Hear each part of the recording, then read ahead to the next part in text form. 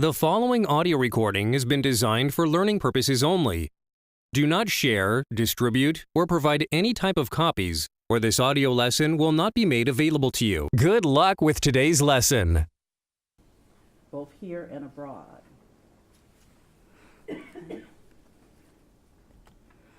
Okay.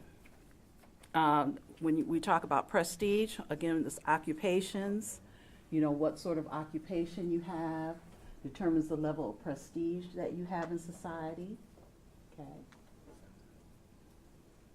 Then, in order for people to know that you have this prestige or that you're a prestigious person, you have to have all the toys that display that. The big house, the nice car, okay? The kids in exclusive schools, all those things are a way of displaying your prestige in society.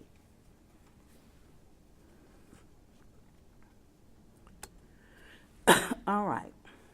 So this is occupational prestige, okay, and it ranks by number.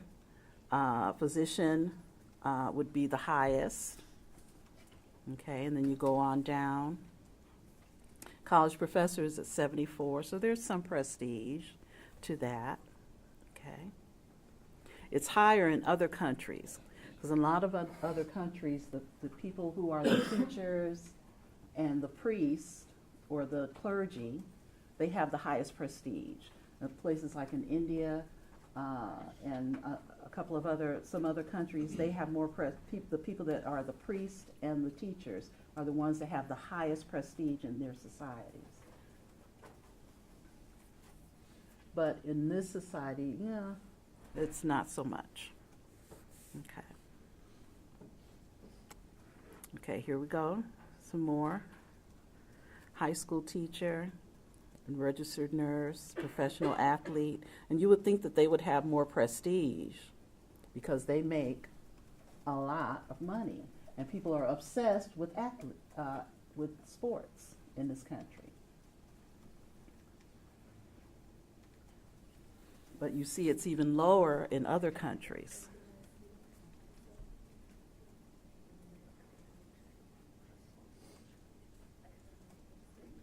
Even lower if you're a professional athlete.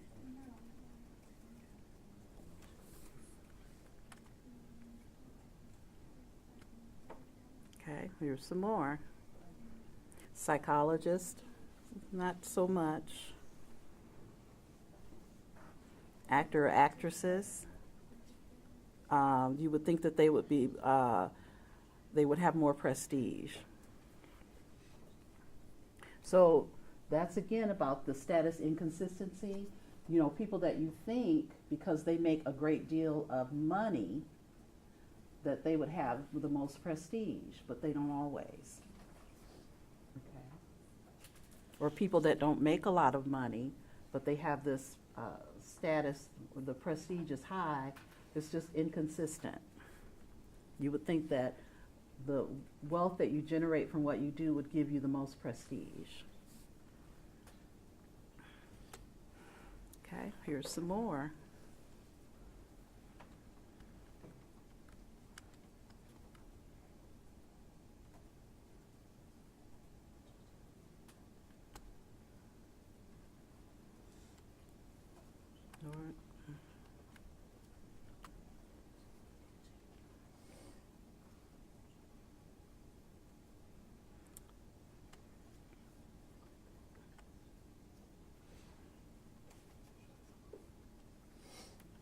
Alrighty.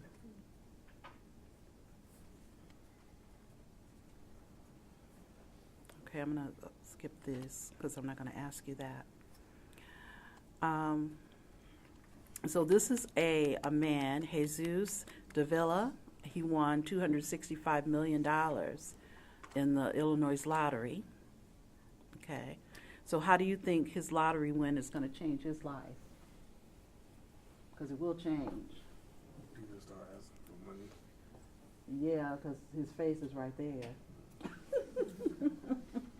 So people would know There were some winners in New York, I think. In New York, yeah. New York is trying to stop lottery winners from being anonymous, because you have those options of being anonymous in a lot of states. This is not one of the states, but there's a loophole in order to be anonymous if you win the lottery. All you need to do, and the mayor vetoed it. No, the governor vetoed that, what the lottery wants to do, because obviously they want people's face to come forward, because that advertises the lottery, gets more people excited about playing. But when the bill was brought before the governor, he vetoed it, but he also said something too that some recent lottery winners listened to and did. And he said a way to get around staying anonymous if you win the lottery is form a corporation, form an LLC. And then the LLC will end up picking up the money. That means you can send your lawyer as your representative for your company, and that company would have the lottery, would get the money and the check. So you never have to be seen. So that's a way, if you ever win and you don't want people to know, just form a company, which is easy to do. You know, it's $50. And then you can remain anonymous. But this man, he didn't do that. He had to come forward. Some people want to be known. You know, they want to be known. So, yes. I don't remember where or where it was, but someone won the lottery and they wore like the screen mask from the movies when he won the lottery. So Oh, yeah, people do, yeah. Yeah, but the lottery officials don't really want people to be anonymous, because then, you know, people can say, well, nobody ever wins. It's just fake. But, you know, if you see people coming forward, there's someone in North Carolina or South Carolina who won the lottery, and they haven't come forward. And lottery, that jackpot is worth $1.5 billion. So I'm thinking that the person lost the ticket, or either they passed away and the ticket was never recovered, or they lost the ticket and didn't realize they lost the ticket, you know. And so if they don't come forward by, I think it's April, that money goes back to the states that run the lottery. They'll just divide the money up. But it's probably, I'm thinking it's somebody who didn't realize they threw away a ticket, you know, that was a winner. But yeah, so how do you think what would change about his life, other than people asking him for money, because people are going to ask since they've seen his face? What else would you think would happen? Probably invest. Hopefully that's what he would do. Number one thing is think about Uncle Sam. Yeah, taxes. Yeah, think about taxes. That's the very first thing that you do if you win. What is my tax liability? Because they're going to take taxes out before you get the check, but then you're going to be in a higher tax bracket. So you need to talk about, you know, what's my obligation? What will be my obligation? How can I reduce that obligation? Just like all the other rich people do. And then set up a plan for how I'm going to use the money. You know, maybe take a little tiny bit out just to splurge. That's what I would do. A little bit out to splurge.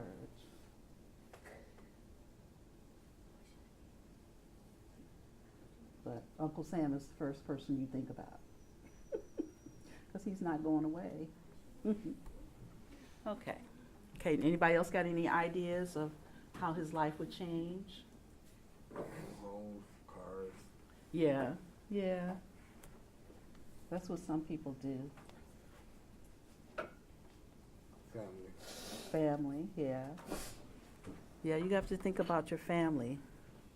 You just can't let them get too into it. Yes. people like that become more unsafe in society. They do. Because now you're a target. You know, everybody wants something from you, or everybody needs something from you, and they'll track you down to find you, you know. And so that's why it's it should be, if you want, everyone should be able to be anonymous, you know. We have that in Michigan. Uh, you have to, with certain games, you can be anonymous. With the bigger prizes, you can't, you're not supposed to. But again, the loophole is to create a company and let the company do all your work for you. You know, picking up the check and everything. Then you don't have to even go into the office to get the money. You can send your lawyer to get it. Yeah, but some of the other prizes that they have here in Michigan, you can be anonymous, like the daily games that they have and the weekly games that they have here, where the jackpot can get bigger. You can be anonymous there on those. In the casino. Casino. The casino, if somebody hits big, they're going to advertise it. They're going to advertise if you win something big. Because there was somebody that won a couple of $1 million in Las Vegas. It's been like a month or so ago, and his name was all plastered all over the news. But I don't know what their rules are. That would be something to ask, you know, if you can stay anonymous. I remember when Jennifer Lopez's mother won the lottery. Not the lottery, but she won at the casino big time. I think she won a couple of $1 million at the casino. And that was that was global. So no privacy there. Okay. So updating Marx and Weber, we're not going to talk about that, but a little bit about Marx. So we know that the capitalists, these are the people who own the means of production. So again, these are the Bezos, Zuckerberg, and even earlier Rockefeller, Carnegie. Okay, those people own the factories or the technology and all of that stuff that happens today and happened back then. So the workers or the proletariat, these are people like us. We work for the capitalists. Okay. And then he has a third category, the inconsequential others. These are the people that you see when you're out and they want $1, or you give them money so they can get something to eat.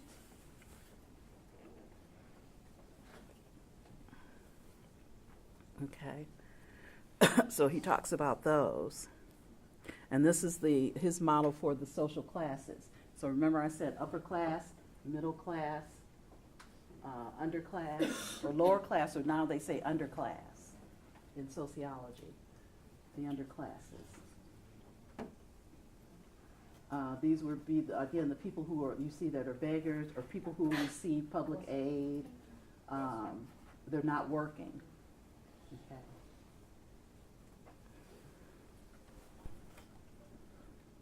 And so these are the people who have the least power.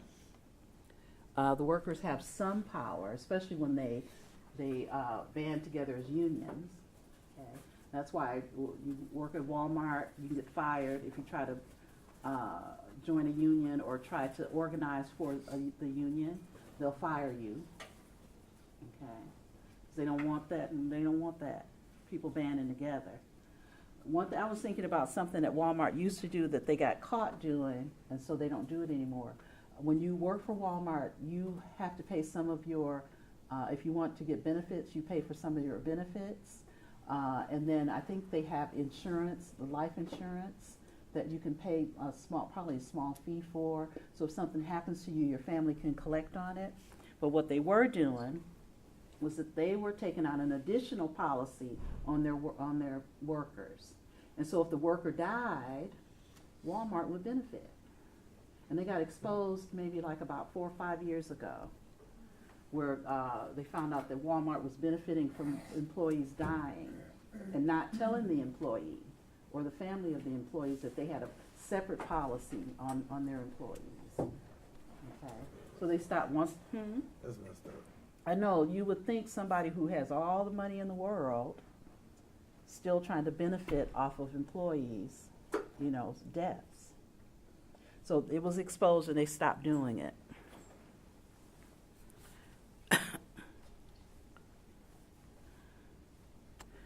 All right. All right, this is Wright's modification of Marx's model of the social classes. So he has the capitalists, he has the petty bourgeoisie, okay, managers, and workers. So you have the upper classes, the middle class, the upper, you can say the petty bourgeoisie are the upper middle class, the managers are the lower middle class, and then the workers are the lower class. Okay? So those are the things that you could say about that particular model. Okay, capitalist, upper class, petty bourgeoisie, middle class, upper middle class, managers, lower middle class, and workers, underclass.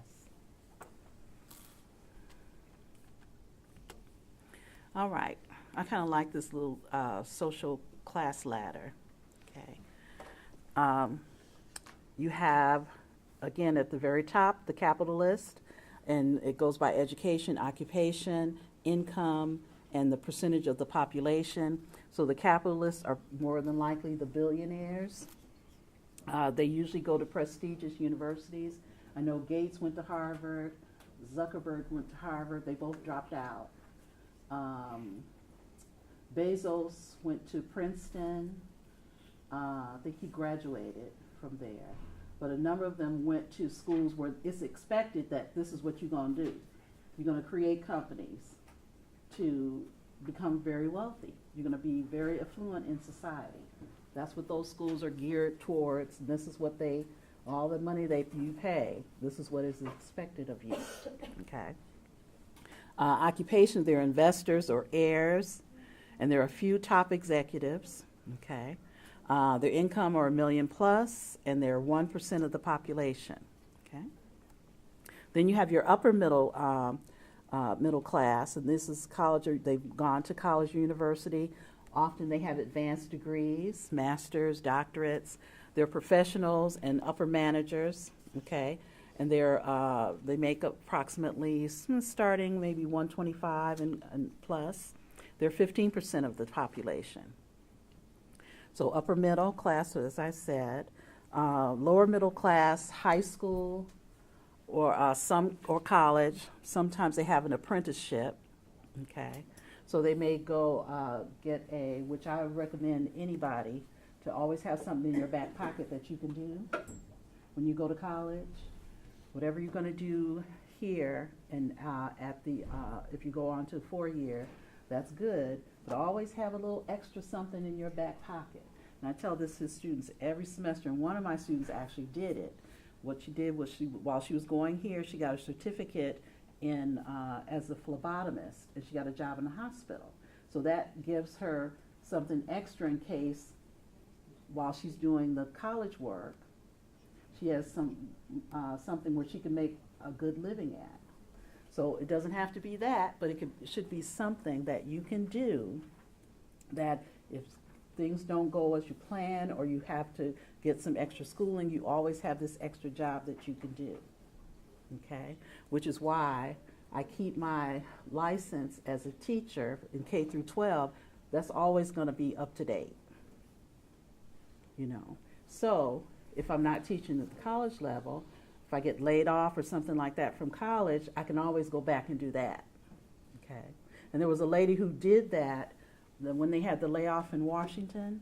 She was on television. They were interviewing her on television. She goes like, well, while we're in the layoff, I'm just going to go back and do what I did before, which is she taught school. So she just went back. They just put her into the system, and she was able to work during the layoff. So that's why it's always good to have something extra that you can always do, you know, that you can do. Whoopi Goldberg, as rich as she is she is a hairstylist by profession. She said, I always keep my license current because you never know. So it's good to have that, you know. Okay, so if a person has an apprenticeship or something, they may go get some training as a, in the skilled trades. Okay, so these are people who are semi-professionals and lower managers. They're craftspeople and foremans. They make about 60 a year, and they're 34% of the population. Then you have your working people who have a high school education. They're factory workers, clerical workers, low-paid retail salespeople, and craftspeople. And they make about 36,000. Okay, yeah, factory workers aren't making what they used to. I think even in the plants, you have to be there a couple of years. They start when you come into, before when you came into the plants, you made what everybody else made, got all the benefits and everything. So you were making a good living. You could make 6 figures in a year if you did your base work and maybe did overtime. But that's still the case, but when you come in now, you are going to start off like at $15 an hour, even though you're standing next to somebody who's making 30, and you all are doing the same work. But because they have this tiered system now, people who come into the auto factories, they make about 15. I think they have to be there a couple of years before they get up to the 30, okay, an hour. So that's what's different about it now. Some people stay and make it, and other people, they're like, well, I'm doing the same work. They get hung up on, I'm doing the same work as this person that's making $30 an hour next to me. Why should that be? But that's the way the system is, okay? So it's sad, and it's sad that there are not as many of those jobs as there used to be, because you could take care of your family on 6 figures a year, send your kids off to college on that kind of money, but again, because most of them have gone overseas where they can just pay people a pittance, for the same work, they're just not as plentiful. This is why when Ford was doing the big layoff like GM is doing now, what they tried to do was plug the people that were laid off, into jobs that were similar, or training that would give them jobs that are similar to what they were making in the factory. So they had their Ford has a nursing program that people could go through, and they plugged a lot of people into that, because once they finished, they would be making approximately the same money that they were making at the factory. Or they would plug them into other things. I don't see GM doing that, and I'm not sure why. That would be the ideal thing, is to offer the people that you're sending away some alternative so they can make the same kind of money that they've been making. Okay, but Ford was really good at doing that. The working poor, people who have high school or just some high school, these are laborers, service workers, and low-paid salespeople. They make about 19,000. They're 15% of the population. And then you have the underclass. These are people who have some high school, but increasingly it's people that have high school, and they may even have college education, advanced degrees, but they're not working. Okay, they can't find a job. So they're unemployed and part-time, or they work part-time, or they're on welfare, or they're on welfare. They don't make enough working part-time so they can receive welfare benefits. And they make under $12,000, and that's 5% of the population. So you have the stratification. People can move up the ladder, down the ladder. Okay. When Bezos started Amazon back in 1994, he was part of the upper middle class. Okay. He went to university. He started working for a hedge fund, and he got the idea of selling books online. Okay, quit his job, and he started doing that work, and so that moved him up. So people can move up the ladder, and also they can move down that ladder also. Right? Okay, I'm going to stop right here because we're getting close to the 10 o'clock hour. I'm going to let you take a break, and then we'll pick back up at about 10 after. Okay? Anybody got any questions? No? Okay. So as you probably can see, I'm doing the papers, I'm getting things graded and stuff. Just keep turning it in. You're going to see, again, as your points grow, and we get to maybe like the end of March, you're going to start seeing some more, you'll start seeing assignments, and you're going to look at your points, you're like, you know what, I don't have to really do all these assignments. Just look at my points, okay? So, again, if you don't, as long as you have the points, I don't penalize you if you don't do all of the assignments that are given. Because it's set up, I've set it up that way, so that you get all the points that you need to get the grade that you want, and then you don't have to, you can pick and choose what assignments you want, you're going to do, okay? Because some people won't have to do the exam, because they have all these points. You'll get to the last exam and you'll see I got 800 points, and I don't, why am I taking the last exam? And I will be saying to you, why are you taking the last exam? Yes. So are we getting the presentation today or no? No, because it's not due until next month. So when you come back next week, I'll have the article, Okay. okay, and the directions on what I want you to do, okay, for that. I was just thinking about it today, and I'm like, theirs is pretty far into April. Because my other class, their next presentation is March 6th, but yours is not until the 22nd.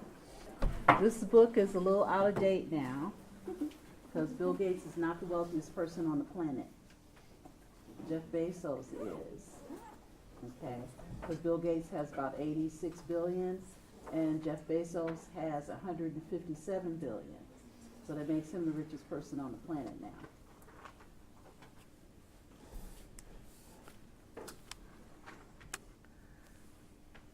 So sociologists use income, education, and occupational prestige to measure social class. Okay? Those are the measures. Okay? And for most people it works pretty well, okay? Especially for entertainers. Because they the majority have the income, and they have the education, and they have the occupational prestige. Even though in that chart that I showed you earlier, it said that actors were kind of low in terms of prestige. Their numbers were kind of low, but actually their numbers are, they're pretty high when you talk about a range of people on the occupational prestige spectrum. They're pretty high. Okay. So can you tell me about what social classes do these celebrities belong? Okay. Leonardo DiCaprio has 245 million. Taylor Swift, 380. Dwayne Johnson, 65, although he probably has more than that. Selena Gomez has 54 million. Okay. So who would be the highest,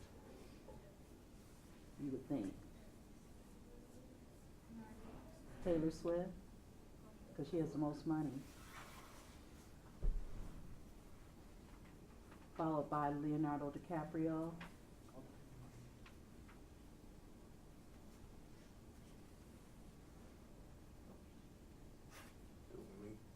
Dwayne.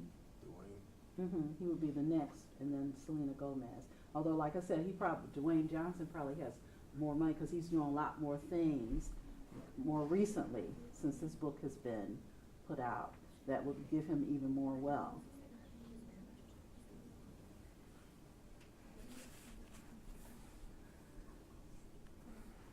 Okay. All right, some of the consequences of social class, okay. Depending on where you are on that spectrum, it's going to affect your physical and mental health, your family life, your education, your religion to some degree, your politics, and the criminal justice system. Okay? All these things are affected by social class.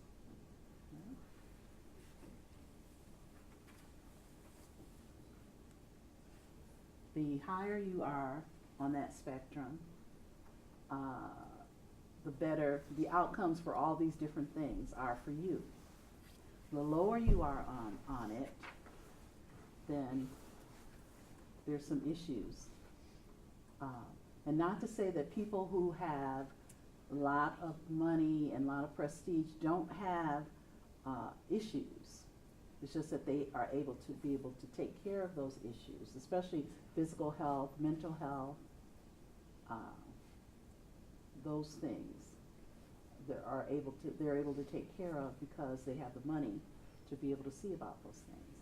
And then when you talk about crime and criminal justice, they have better outcomes because they have the resources to be able to pay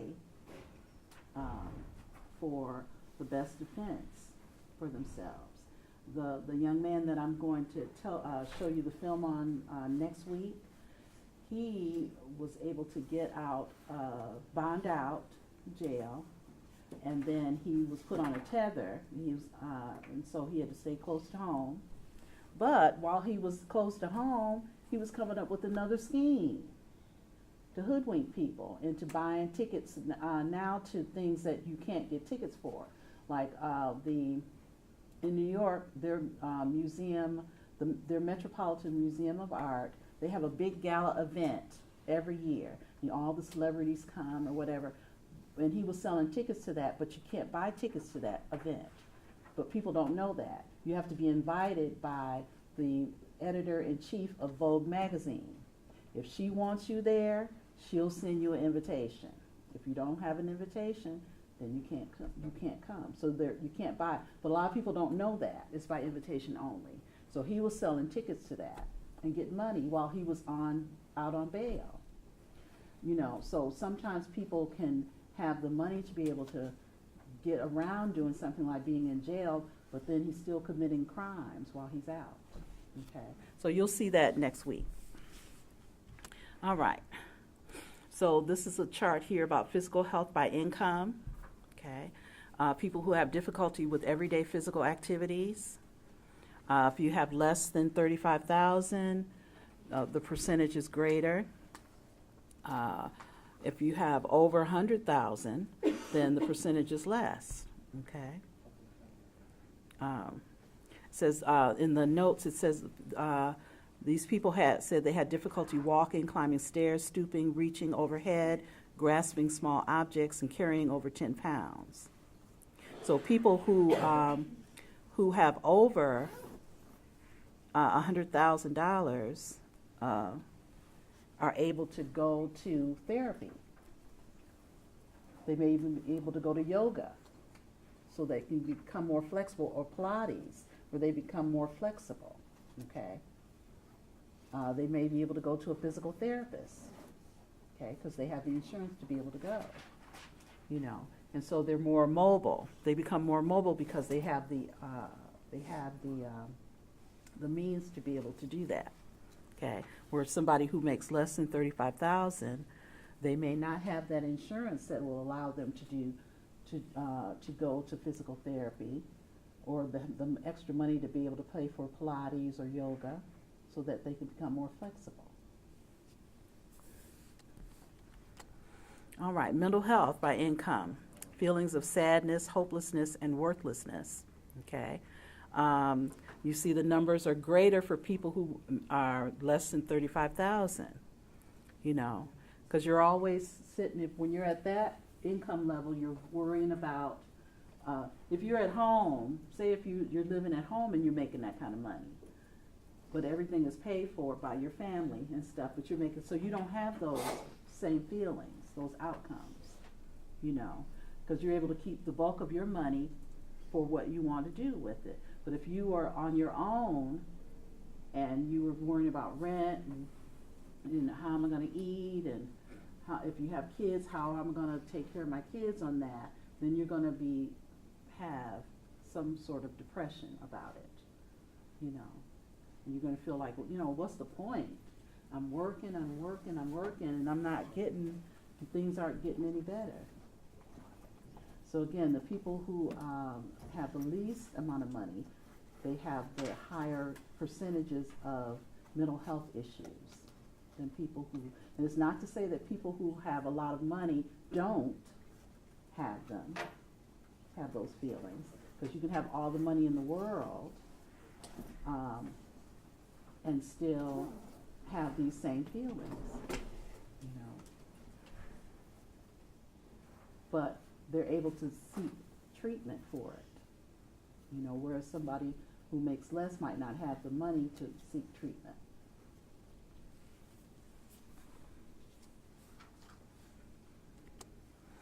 Okay.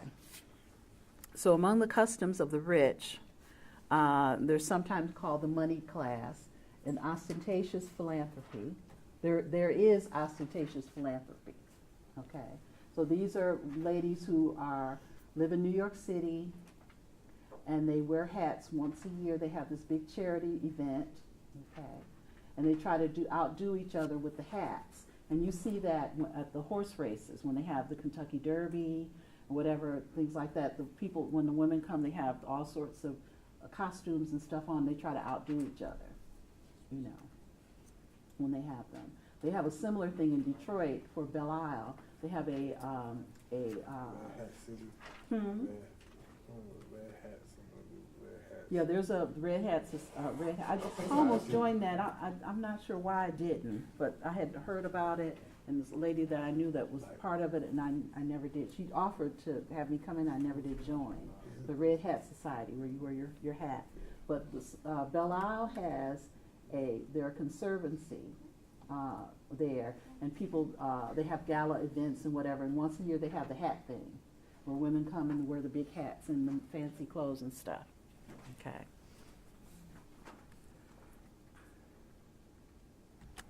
Okay, so there's some differences of social class in the United States that are extreme.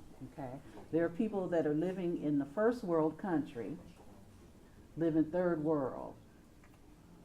Okay, in they show this place is in Davenport, Florida, but there are places in the South where people have open sewage in their backyard. They can't go out, have their kids go out in their backyard because they have open sewage lines. Okay, so raw sewage is coming into their backyard. Okay, those are third world conditions. Nobody should be living like that.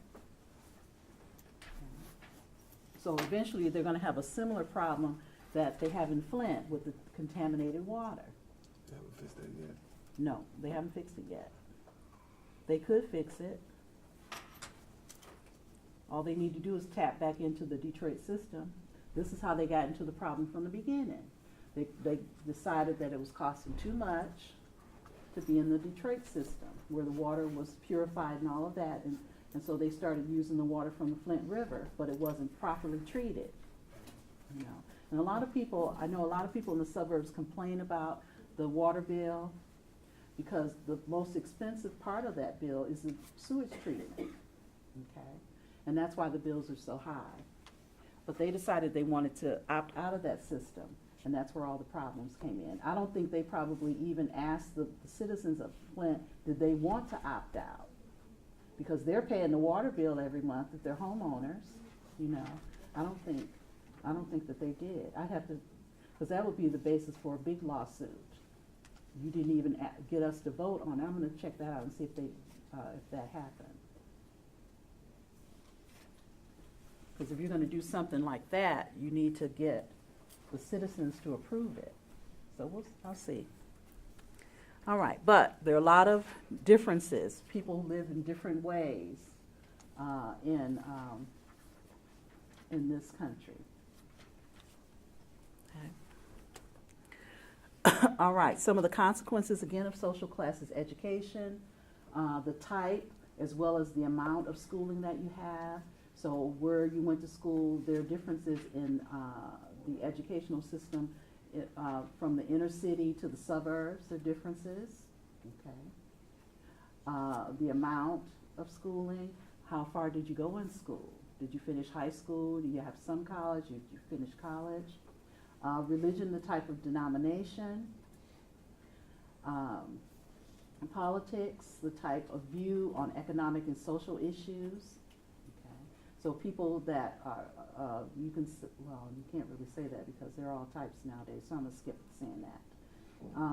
Crime and the criminal justice system, okay, the type as well as the amount of consequences, okay. We know that there are laws have been created so that and the end game is to capture more people into the criminal justice system, into the prisons, because it's a huge money-making enterprise. They trade on the stock exchange, meaning they have shareholders, and they want their shareholders to make the most money. But how am I going to do that? I need to get more people in the system. So we get the laws changed, you know.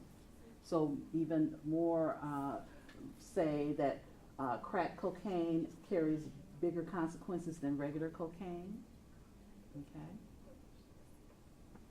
You know, so you know that people will be using rock cocaine more frequently in greater numbers than people who use regular cocaine, because that's more expensive. So if we can get those people who are selling it into the system, that's more money for us. Okay. All right. Social mobility, and there are 3 types, and you'll probably see this on the next exam. Okay. There's intergenerational mobility. Okay, that's from your grandfather to your father to your father to you, and then you to your children. Okay, so it's always been thought of that in this country that one generation should do better than the next. So you should do better than your family, than your parents. Okay, and then your children should do better than you. Doesn't always happen that way, but this is the way that we've always been taught and told to think and to move towards. Okay, there's structural mobility, okay, and exchange mobility. I'm not going to talk about the structural or exchange mobility. Intergenerational mobility is what I'm going to focus on the exam. So just know that that's just like from one generation to another doing better, one generation doing better than the next. Okay. Women in studies of social mobility. We know that there are many more women nowadays in this country who have college educations, college degrees, advanced degrees than the men. Okay. And then there's the pain of social mobility. As people move forward, things happen. Not everybody's happy that you've moved forward. Okay. The story that I was going to say within my own family, I have some cousins, and I have one cousin. She was living in Detroit, but she moved out of Detroit because her sister has this huge jealousy towards her. She's just really jealous because she's done well. She works in the factory, so she's been there a while. So she's making at the top. She's at the top wage. She's able to have a home of her own. She has 2 children. She takes care of her kids.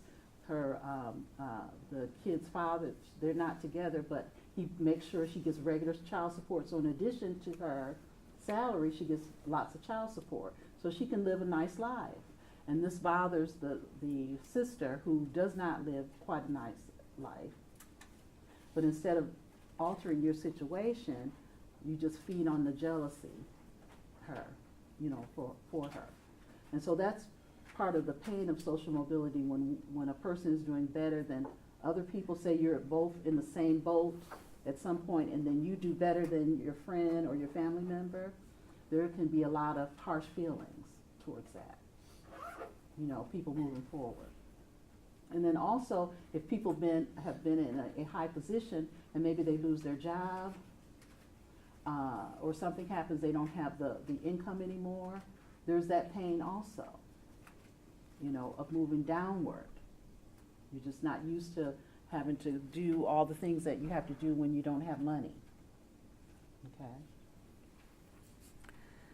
Okay. All right. So this is the income of adult children compared to that of their parents. Okay. And again, the whole part of the American dream is that the child should do better than the parents. Each generation should do better than the last.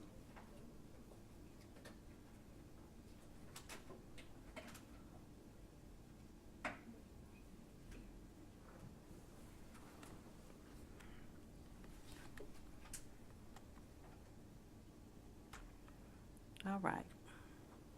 Again, just what I said a minute ago, both downward and upward social mobility brings challenges that require life adjustments. Okay? So this is an example of Sly Stone. He's somebody from the 60s, Sly and the Family Stone, which was a funk band back in the 1970s, I'm sorry. Well, he was around in the 60s also. He was making millions of dollars while he was working, but now he lives in a van. He went to living in a van, so he's lost all that. And you find that, nowadays you don't seem to find that with people. There's still some instances of people who make a lot of money when they're entertainers and they're not smart with their money. And then when all the opportunities dry up, they don't have that money anymore because they're high living, But there are a number of people now who are smarter about their money, and they hang on to it because they know that what's going on now, that popularity is not going to last. There's going to be a time when people don't go to your concerts, or fewer people go to your concerts. You don't make hit records or things like that anymore. Because everybody has this phase when they're famous, and then they're still around, but they're not doing as well as they were in their heyday. And some people are smart with their money and hang on to it, like Beyonce and Jay-Z, Puff Daddy. Those people are going towards billionaire status. But then there are other people who just fritter off their money, and they don't have anything to show for it, and he's one of those cases,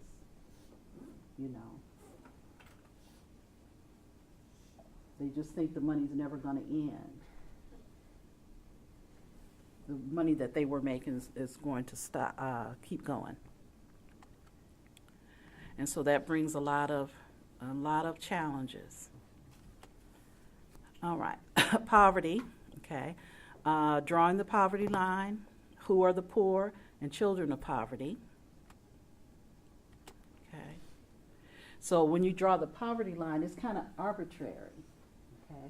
You don't really know. It changes the government changes it every year. They'll say a family of one is considered poor if they're making, maybe last year, if they're making $16,000 a year, they're considered poor. This year, they might come out with a new number. They might say, oh, well, you could have $20,000. If you have $20,000, you're considered poor. It changes every year, okay? So even though they say there's an official measure of poverty, again, it changes. Those numbers change every year. Who are the poor? Okay. There are lots of poor people are here. Poor people are everywhere. In every community, there are poor people. Okay. You can't just say one particular area. This is where the poor people live. They're living in every area. Just don't always know it. Okay? It's not always clear. And some people are really good at hiding it too. Okay? Race and ethnicity. You can't really say that any particular race or ethnic group is poorer than the other. Okay? Education. Nowadays, people who have advanced degrees are struggling. They're considered poor because they can't find employment. They've gone through all their savings and all of that, okay? Their 401ks, all of those things, and now they've just dropped out of the middle class and into the underclass, okay? So it doesn't matter how much education you have nowadays. You can end up in that situation. The feminization of poverty, they're saying that more women are poor, it's particularly women when they get divorced. They tend to fall into poverty, okay? The husband may not be making the support payments or may not even have the support payments that is needed to be able to take care of the family, okay? And then people who are old age, they tend to be poor. Some have not, some don't have access to things that will lift them out of poverty. maybe access to subsidized housing, where they only pay a portion of their income. They may not have access to that, or some of the other advantages that come with a person being older. They may not have access to those things, and so they fall into the underclass also. All right, so here's an overview of U.S. poor. 22% African American, 2% Native American, which is a crime. It should be 0% Native American, because they are, if anyone should be getting continuous reparations, it should be Native Americans. They should be getting money from, not only from, I know I was looking at some stats on people, Jewish people getting reparations, and they are still getting reparations from World War II. Today, they just got, each survivor or a descendant of a survivor got $420,000 from the French government. So when they sued to get reparations, they not only sued the countries, they sued corporations also. So they got money from the corporations that participated in the Holocaust, and they got money from the countries that participated in the Holocaust. And that's why they still get money to this day. So Native Americans haven't been tossed off their land, and the land that they were on had minerals and whatever it was in the earth that created wealth for others. They should be benefiting from that to this day. They should not be poor at all, but again, that they are. Okay. White Americans is 44%, Asian 4%, Latinos 28%. Okay.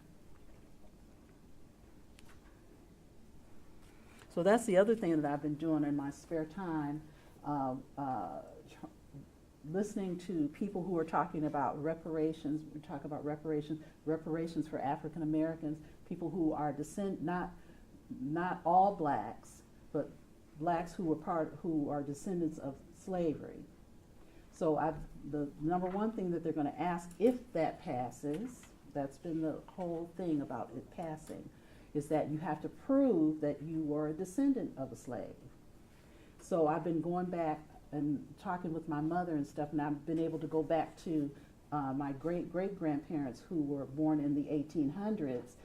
The next thing that I need to find out is when in the 1800s were they born, after slavery in the 1800s or before? And then see how far back I can go from then, from that couple. I can go back even further. So that's what I've been doing, and I share it with my family. So when that time comes that they say, okay, right now there's a bill in the House that to study the possibility of reparations, and if that goes through, then it'll go to the Senate as a bill to be voted on for reparations. But when that comes, that's going to be one of the conditions that you can prove that you're a descendant. So that's why I said we should do that now, so it's done, and not scrambling around at the last minute, because I don't believe in the last minute. So that's what I've been spending some of my time on. I'm doing that, just talking with my mother, because she's the oldest person in the family now who has that information. And so she's given me enough so that I could do the other work that I need to do, looking at records and things like that. So that's some things that are coming. But it's just a growing movement, especially in this election cycle, to get people on board. What do you have to help with African Americans getting reparations? Are you going to help or not? That's what we need to ask politicians. Are you going to help? You want our vote? Can you help? Okay.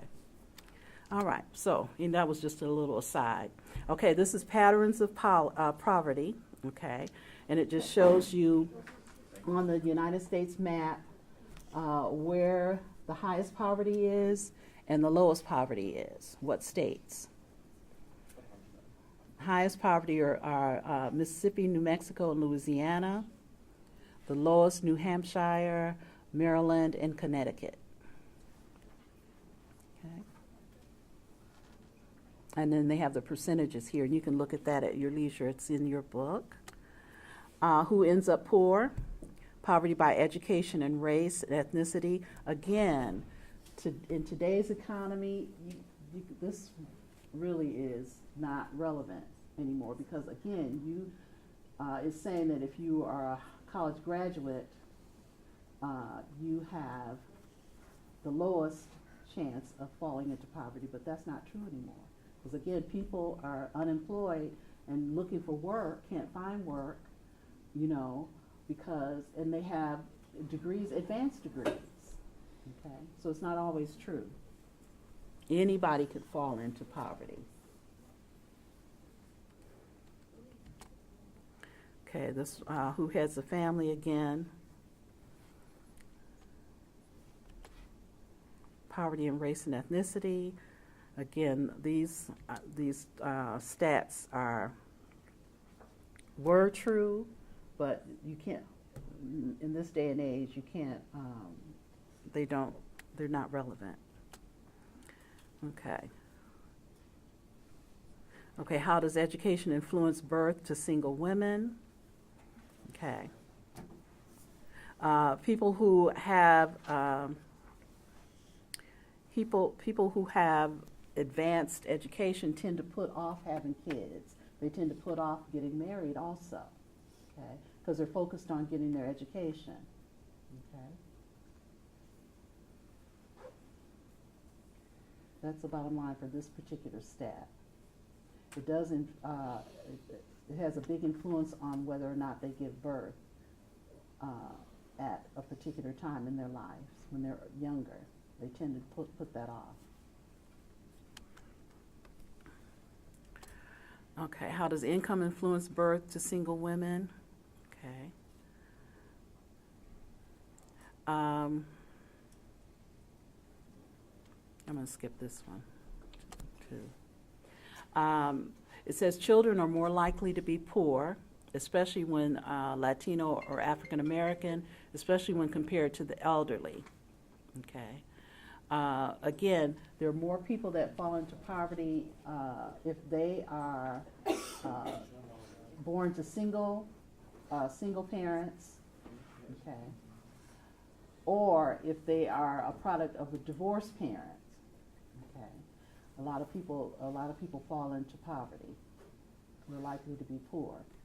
Maybe for a long period of time, maybe for a short period of time. It depends. It depends on the parent and how quickly they gain employment that will lift their family out of poverty. I used to show a video of three couples, well, actually 2 couples and a single person, and they all lived in Colorado, and they all had lost their jobs, okay? For one reason or another, had lost their jobs. And so they were showing how hard it was, that they went quickly through their savings, and 2 of them ended up going to the food bank to get food because they didn't have enough money to buy their food. As a matter of fact, let me see, where am I? Hold on for a second.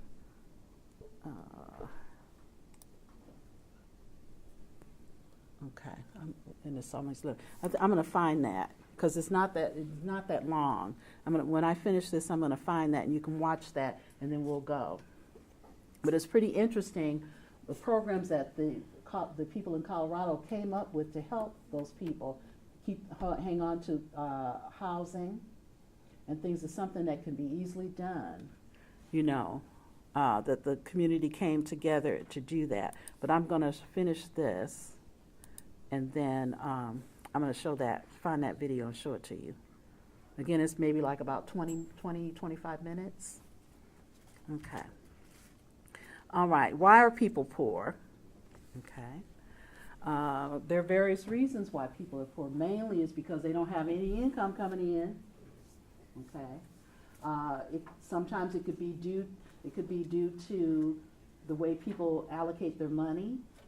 Okay, some people don't know how to manage money, and so they haven't done what they need to do to be able, if something happens to their stream of income, they can't make it.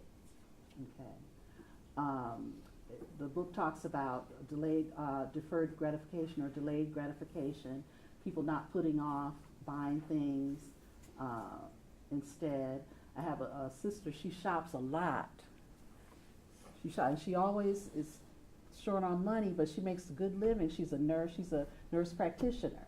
So she makes 6 figures, but she's always talking about, I don't have the money to do this and that, because she does a lot of shopping, just unnecessary shopping. And my mother was just over there a couple of days ago, and she was like, you wouldn't believe the stuff she got in her house. It's just chocked with stuff. And then she'll buy food, and it goes bad, and she has to throw it out, and she just goes by, buys more food. And so, like I said, some people are, and if she weren't working, if something happened and she weren't working, she'd really be in trouble, because she likes to shop and she doesn't do any saving, at all. She doesn't like to do any saving. She just likes to spend. Okay, so some people don't know how to delay or defer their gratification for things. Okay, and then if something happens where they can't work, they fall into poverty. Okay. And then the book talks about Horatio Alger, okay? And this is a fictional character that people in politics always bring up, or people who are wealthy always bring up, about being able to pull yourself up by your bootstraps. This person did it all alone. During the 1920s, during the Depression time also, this was a popular figure, comic book figure, that people would look to. He was a success. In the comic strip, he was a success, and he did it all on his own. Well, we know that people don't do it all on their own. People help you get to where you need to go. Okay. A lot of you are still at home. Your family's helping. Okay. Helping you do what you need to do to get where you need to go. So you can say that, but a lot of people, when they get successful, they forget about all that. Oh, I did it all by myself. If it wasn't for me, I wouldn't have made it. I did this and I did that. And it's not true. Other people helped you get to where you need to go. We just forget about that. So in our society, this is a big, you'll probably hear about people talk about Horatio Alger, or if they say pull yourself up by your bootstraps, that's basically from that myth. But it serves a social function, that we are very independent. We don't need others to be successful. Okay? So it serves a purpose in our society, this myth. Okay. Other reasons why people are poor is social structure. The social structure, the institutions are designed to keep some people at a disadvantage and other people at an advantage. Okay. It talks about the characteristics of individuals. I told you about my sister who likes to shop. Okay. So if you're doing that, or if you're just frittering away money in other ways, then you're always going to be in that position. Okay. I won't talk about poverty triggers at all. I won't talk about that. Behaviors of the poor, the cause or the result of poverty. Okay.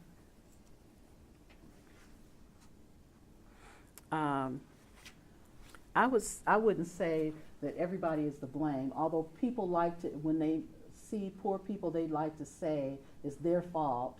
Sometimes it is their fault, but other times it's not. It could just be the circumstances. I had a good job, I lost it. I haven't been able to get another job. Like the couples that we're going to see if I find this video, they were all doing what they were supposed to do. And for one reason or other, they lost their jobs, and they weren't able to get back up on their feet as quickly as they thought they were. Okay? But people will look at you especially if if your time being poor is extended for some time, for a long time, then they'll say it's your fault. If it weren't for you, you must be doing something wrong, and that's not always the case. Okay, so this Horatio Alger, The Social Functions of a Myth, it encourages people to strive to get ahead, and again, it blames individuals for their failures. So again, you hear this a lot of conservative politicians will say, well, these people are poor, it's their fault. They don't know how to do this or that or the other, okay? And if you just pull yourself up by your bootstraps, you'll make it, you know? And again, it's not always the case. All right, so in the future, we'll live in a 3-tiered society, and this is true. We're going to have the wealthy. They're always going to be around. So it's kind of good if you're one of them. The technically trained. There's always going to be some sort of technology that you need to get ahead of so that and know about so that you can always work. Okay. The jobless poor. They're going to be people who are poor. Okay. But there's more and more, and you're hearing the wealthy people talk about it. The ones that provide the jobs are talking about it. They're talking about this. Anybody know what that is?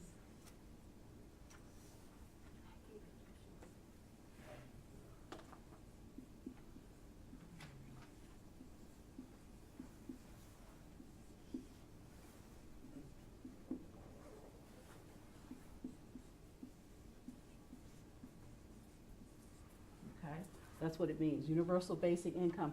If you, when I'm on YouTube, there are a lot of videos on people talking about this, wealthy people talking about this. It's basically the ones that are providing jobs.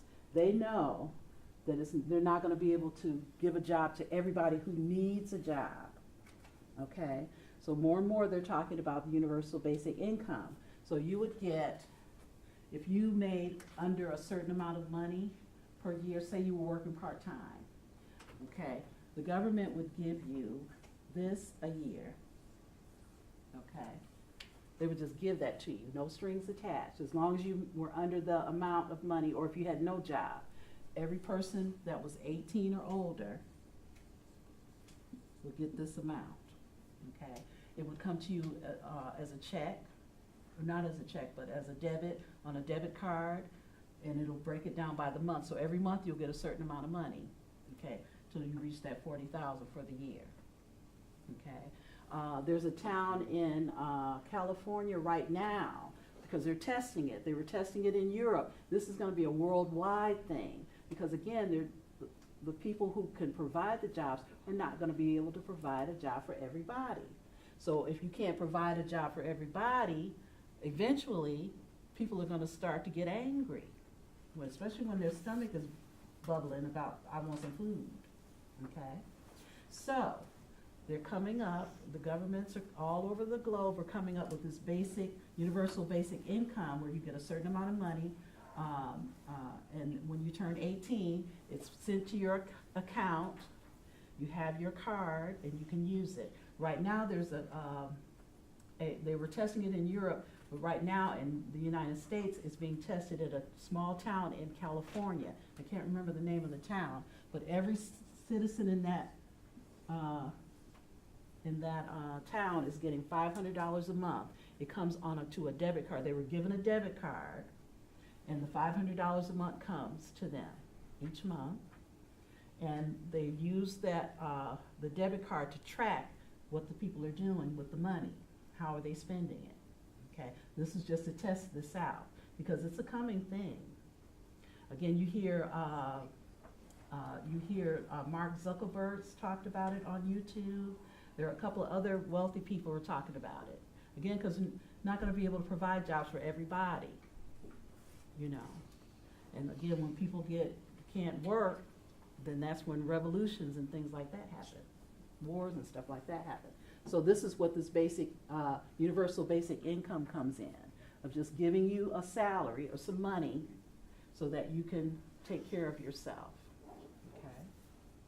And it may be 40, they were talking about 40, it might be less than that, but I know it's not more than this to give people. When I was talking to my high school students about it, they were like, yeah, that's what I would like. But when you think about it, what you really will be able to take care of yourself on a basic level, if you wanted to do things more than that, you wouldn't be able to, okay? And if you made more than that, then you'd have to opt out of it. You'd have to come out of it. So you can flow in it and flow out, okay? As you find a job and make more money, you won't get this. You make less money, you get this. But this is definitely coming, okay? And again, they're testing it in this small town in California to see how people use their money, you know. But it sounds good on the surface, but I don't think that I would want to be tied to it, to be honest with you, for myself. I want to be able to make as much money as I want to make, you know. But everybody has their own opinion about it. But anyway, so when they talk about these 3 tiers, the wealthy, the technically trained, and the jobless poor, this is where this universal basic income comes in, okay? So it says there are 2 solutions to defer upheaval. Again, when people don't have, they get angry. So pacification, that's where this comes in. Pacifying the people by giving them throwing some money at you, or the militarization of police. They're already militarized. They have war weapons. How much more can you do? Okay. So yeah, if you get a chance, look this up and see what people are saying. Because basically, wealthy people are talking about this, you know. Because, you know, when people don't have, they start looking at the people who have. They're not thinking too kindly with them, you know. So, but yeah, it's 18 and older. That's when you would start getting it yourself. I don't know about how they would do families, people with families. Maybe they might give them a little more based on the family size. I don't know. But I just know for a single person, you'd have to be 18 and you would get about that amount. And it would come every month, you know, into your account. You'd have to provide your bank account. It would come into your account and you could just use your debit card to spend it. All right, so that's the end of that. Good luck with today's lesson.